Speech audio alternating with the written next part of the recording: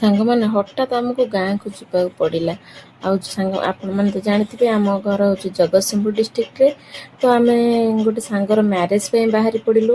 ଆଉ ଯେହେତୁ ଯିବିନି ଫାଇନାଲ୍ କରିପାରୁନଥିଲି। ଫାଇନାଲି ଅଫିସ୍ ସରିଲା ପରେ 7:30 ବେଳେ ଆଉ 2 ଜଣ ଡିସାଇଡ଼୍ କଲୁ ହଁ ଯିବା ବୋଲି। ସେଥିପାଇଁ ଆଉ ଟାଇମ୍ ନଥିଲା ମୋତେ ଶାଢ଼ୀ ପିନ୍ଧିବା ପାଇଁ। ମୁଁ ଡ୍ରେସ୍ ପିନ୍ଧି ଚାଲିଲି, ଆସି ପହଞ୍ଚିଗଲି ସାଙ୍ଗ ଘରେ। ଆଉ ସାଙ୍ଗ ଘରେ ପହଞ୍ଚିଲା ପରେ ଫଟୋ କିଛି କ୍ଲିକ୍ କରିଦେଇଥିଲୁ। ଆଉ ମୋର କଲେଜର ସାଙ୍ଗମାନେ ବହୁତ ଦିନ ପରେ ଦେଖା ହେଲେ, ରିଙ୍କି, ଆନି ଆଉ ମୁଁ 3 ଜଣ। ଆଉ ଇଏ ଦୁଲ୍ହନ ଯିଏ ସେ ଆନିର ଦାଦା ଝିଅ ଭଉଣୀ, ସିଏ ବି ଆମ ସାଙ୍ଗ।